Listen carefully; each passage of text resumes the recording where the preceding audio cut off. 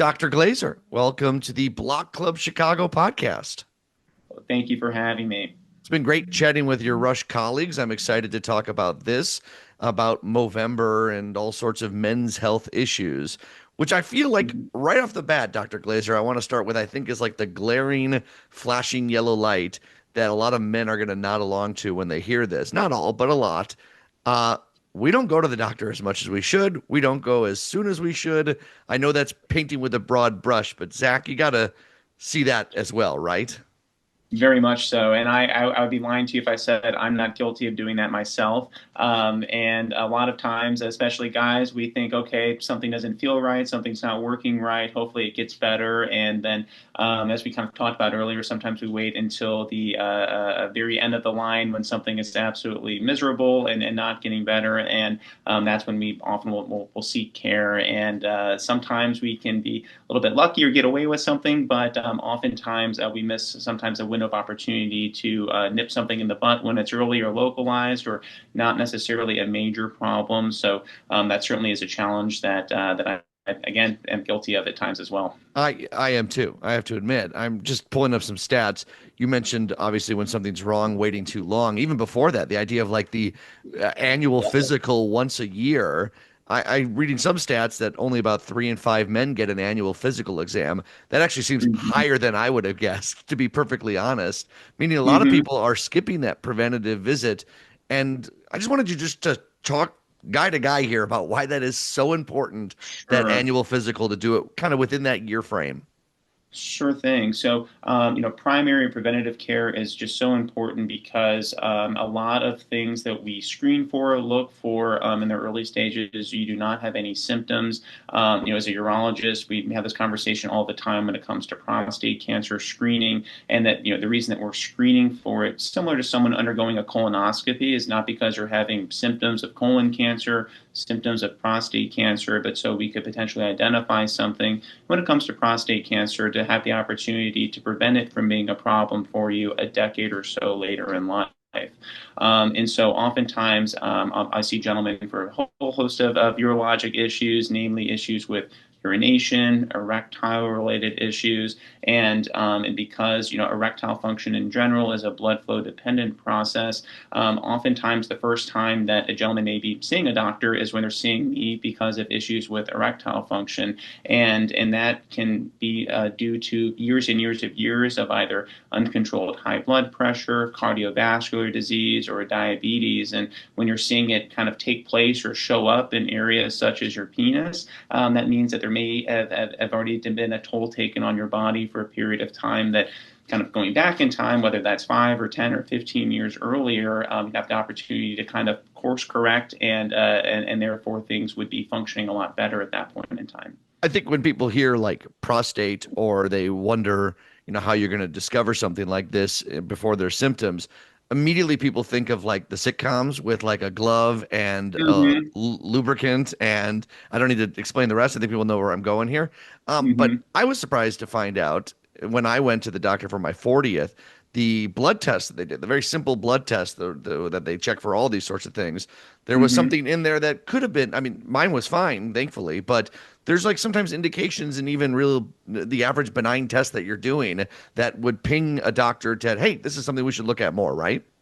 Exactly. So, to your point, understandably, there is always concern about a prostate exam, and it used to be traditionally between the ages of 55 and 70, we would recommend everyone to undergo a prostate exam as well as check your PSA or do blood work once a year. I think we've kind of come a little bit, or we've made some progress since then. Our most recent guidelines that we follow suggest that we can offer just starting with a blood test around the age of 40 to 45. And then depending on the results of that, as well as the kind of trend of your PSA over the subsequent years, we would consider doing a prostate exam at some point in time, especially if we see any sort of changes in your PSA or if we're being extra thorough, especially if there's a strong family history of prostate cancer. But to your point, coming into our office does not mean you're going to get a prostate exam, does not commit you to any lab test whatsoever, but if we could start somewhere as simple as a blood test. So it's something that hopefully would put your mind to ease if you thought that the only way you're getting out of this office space is by having a prostate exam.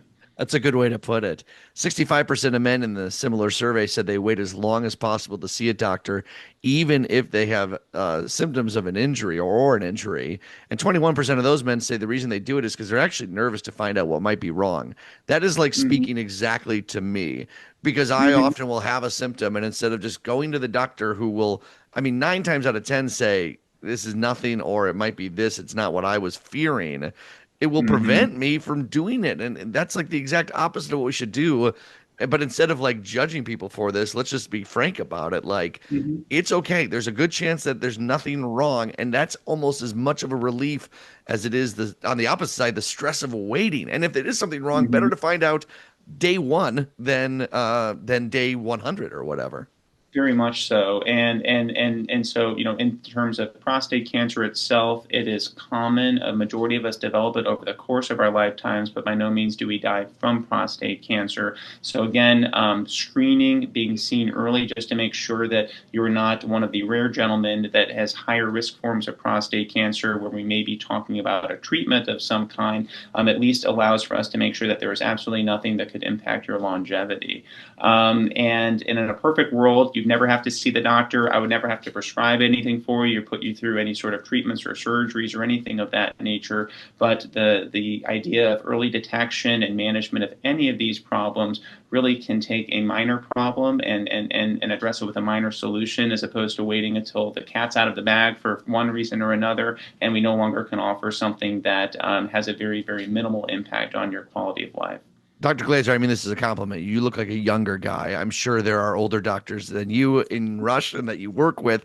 I only say that because I don't know if you've noticed a trend in your time as a doctor, or maybe some of your colleagues have, that things are getting better. We have kind of broken the stigma, at least in some parts, in some ways, through Hmm. outreach like this, but especially with like efforts like Movember and the growing of the Hmm. mustaches and the fundraisers. Do you think that that's making a difference? Have you or your colleagues noticed that?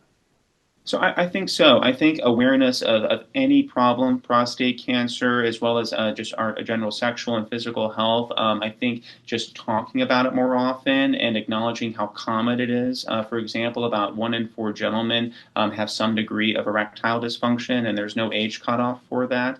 Just understanding that these are common problems. There's absolutely no shame or any sort of negative aspect of just talking with someone about it. I think makes it hopefully much more favorable in terms of just our comfort of seeing a doctor for something. You've mentioned erectile dysfunction a couple times now. I feel like we're inundated with like advertisements for pills, and maybe that's Hmm. someone's like go-to because that seems easy. I'll just go online, plug in this promo code I heard on the radio, get a couple Hmm. pills, and that's going to solve it. Maybe that is an ultimate solution. I don't really know, but Hmm. are some of those men potentially missing that there's an underlying cause that they really need to talk to a professional about? Sure. So especially, and we'll see. There are a lot of different reasons why someone may have some issues with that, but sometimes it could be reflective of medications that you're currently taking, and sometimes adjusting the dosages or changing the medication can be helpful. Mainly, that would be medications such as those used for high blood pressure, but sometimes it could reflect someone who has a history of diabetes that's not being diagnosed with it yet, and so sometimes that can kind of be a glimpse of what's going on inside the rest of your body in terms of other underlying diagnoses, and things that we can offer or things that we can do to course correct and prevent those issues from taking any sort of a greater toll on your body. Are there any other subtle symptoms? Not that erectile dysfunction is subtle, but some Hmm. things that just, oh, I'm just getting older. That if I ignore, I might be ignoring something. And it may be just because I'm getting older. But what Hmm. are maybe some other things? I know like people say, like, oh, I got to get up to go to the bathroom a lot more in the middle of the night. Are there like Sure. other things like that that we should be talking about with our doctors? Yeah, so as we age, our prostate can increase in size, obstruct our bladder, make it more challenging to urinate. So if you've experienced, a decreased strength in your urinary stream, having to get up more often at night to urinate, all of those things would be important to share if it's a problem for you. And there are a lot of options ranging from medications to very minimally invasive surgical procedures, and sometimes too that can be a cue of something else taking place. So For example, when someone tells me that they're urinating just fine throughout the day, but they have to get up 5 or 6 times at night to urinate, that'll prompt me to ask if they're snoring a lot. And sometimes we find that someone's dealing with sleep apnea, and we address that. Don't touch their bladder or prostate, do any sort of unpleasant exams or anything of that nature, and really can improve their quality of life. And we'll see a lot of other health-related improvements in someone who has corrected sleep apnea. Feel like there's a lot of misconceptions about like testosterone and Mhm. hormones that I imagine a lot of guys have questions about because I mean, social media like feeds us some really crazy advertisements or stories out there. Mhm. Are there any misconceptions you want to clear up about that? Sure. So, in terms of kind of the perception of testosterone replacement therapy in the medical community, it really can vary based on your specialty as well as personal opinion. But we know that as we age, our testosterone can progressively decline in a linear fashion. But when someone does have low testosterone, whether you're 15 years old or 85 years old, it can be a correctable cause of issues with your day-to-day drive, fatigue, energy, as well as sometimes correcting that can be a correctable cause of erectile dysfunction. And so when someone tells me that they're having issues with their drive, they perhaps are having depressive symptoms or issues with erectile function or any of those factors, often I'll check their testosterone just to make sure it's normal. And I have a slew of folks who have greatly benefited from testosterone therapy. And there is a lot of conflicting information on as to the safety of testosterone therapy. There's a thought that it could increase the risk of cardiovascular events, blood clots, prostate cancer development. Generally speaking, as long as you're being monitored while you're on therapy, and that typically means just meeting with your urologist or provider periodically and doing blood work, it's very, very safe, and it's very debated if it actually increases the risks of any of those problems. But there are some other things to take into consideration if you're going to be put on exogenous testosterone therapy, or you're giving yourself an injection or a patch or gel or some sort of external administration of it, just because there can be some long-term medication dependencies and things of that nature. So it's just important that the person that you're talking about that with, whether that's another urologist or any other provider, is going over all of those potential short and long-term considerations. But Interesting. generally speaking, I think it really can be quite beneficial in those who have, lab or have a low testosterone on their blood work. I mean, you just bring up the complexities of analyzing, risk reward, monitoring those sorts of things is just another reason not to just buy something you see on the internet, right? Like these are important Mhm. conversations to chat about with the doctor. Before I ask you my Mhm. next question, Dr. Glazer, I got to ask, is that the L train I keep hearing rolling by, I or think that, yes, it is. I that's the apologize most, for no, no, the no, background that's the noise there. most Chicago thing ever. Where It that's is. It is. Yeah, that's right outside, like in our Illinois Medical District, right outside the building here. So very much so. No, I like that. That's good. That adds to the Yeah. flavor. I mean, you guys, Rush, you are Chicago and you sound Chicago even when you chat on a podcast. Um, Yes, sir. uh, And something just to bring up in terms of some of these online companies that are available, I'd say that the medications and other options, certainly can be effective. Just, something I'll tell gentlemen, and while a lot of these companies can be very beneficial and convenient to do something on your phone or at home instead of going into the doctor's office, a lot of the medications that are prescribed are available in a generic form at your pharmacy for pennies on the dollar. And if you're receiving an advertisement, then just be aware that there's someone on the other end of that that's looking to make money. And so, not to talk negatively of any of my colleagues that are doing that, but just be aware that if you feel like you may be a customer receiving an advertisement, then there's a reason for that. well said. So a lot of these options are available, as generic medications in any of your run-of-the-mill pharmacies. Has telehealth changed anything for you? Are you guys able to have more conversations or quicker conversations with people and kind of maybe relieve some of the stress or tensions that people have just about going to the office itself? Yeah, and so especially during the COVID pandemic around 2020 up until recently, we've instituted a lot more telehealth and video medicine, which I think has been a great benefit for gentlemen, especially those that may not require a physical exam where we're managing certain medical problems. So I think it makes it very convenient, helps to cut down on the resources required and you taking off work and coming into the hospital, or patients who maybe require ambulance transportation. So that's been a great benefit. But as of about 2 or 3 weeks ago, it was CMS, or the governing body that kind of controls or mandates reimbursement for clinic versus telephone or telemedicine visits. They have shut that down largely for Medicare, and other commercial insurance providers are kind of following suit. So that's been a big legislative challenge that a lot of our advocating bodies have been trying to correct. But that's been kind of a hot topic lately, and just in the medical community. Well, I'm glad you're making us aware of it. People get read up on that stuff and write to your congressperson if you want them to take care and that sort of thing. I think that's been such a benefit for people in the physical health space and the mental health space, the ability to just do something over your phone to at least initiate a conversation, which can then lead to Mhm. further treatment, of course, in person. Wow. Okay. I Mhm. didn't know anything about that. I probably should have. Um, Yeah. what do you like about your gig? Did you always want to be a doctor? How did you end up in urology?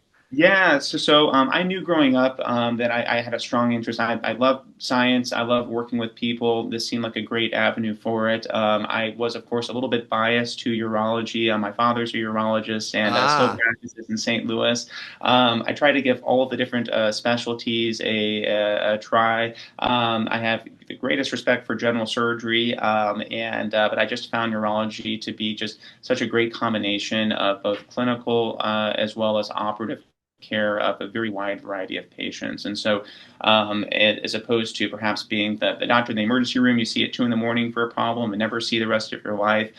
We have the opportunity to develop years-long relationships with gentlemen. So I'll see someone when they're 40 years old and we're talking about a vasectomy and things of that nature, and then see them when they're in their 50s where we're screening for prostate cancer and dealing with other health-related problems. And so it's great to develop these long-standing relationships with gentlemen and women as well, as they make up a large proportion of our practice.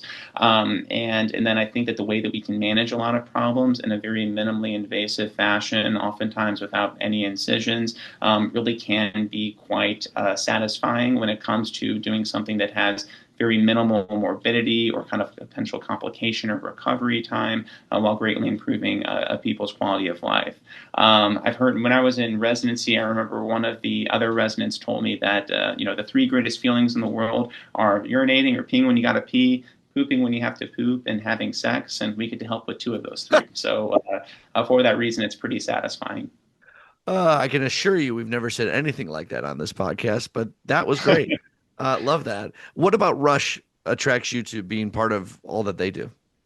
Sure. So, in terms of Rush itself, I think that the culture, their mission in serving the community has just been great to be a part of. And so, we have the opportunity to take care of a very wide variety of patients when it comes to their social as well as their financial backgrounds. And so, I'm able to take care of gentlemen and women as well in the manner that I think is best for them, without having to be quite as concerned about things like insurance coverage, things of that nature, that sometimes other practices, it's a little bit more of a priority and focus. And so I've been very happy with our ability to efficiently take care of a large population of folks. And I think that the culture that surrounds me is a culture of safety and prioritizing optimal patient outcomes. So it's been great to be a part of that. That's awesome to hear. I've really enjoyed our conversations we've had with you all. I want to leave with our men and honestly also the women that are listening too, maybe as a nudge to encourage the men in their life to take advantage and take care of themselves and to take ownership of their health.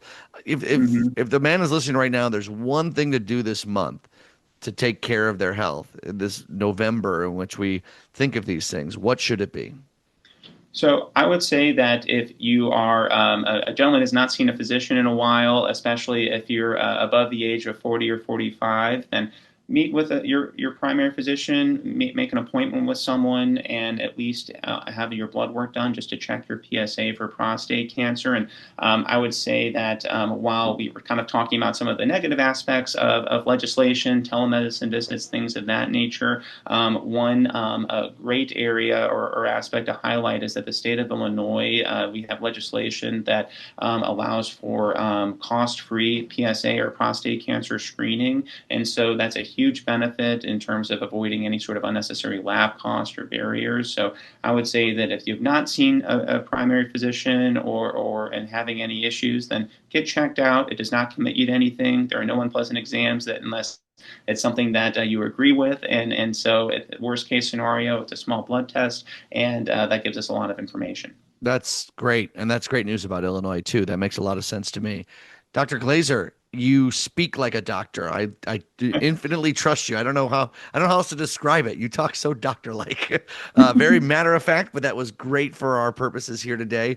We appreciate you. We appreciate Rush. This has been a great series. We've continued and we'll do so. And thanks for your time today.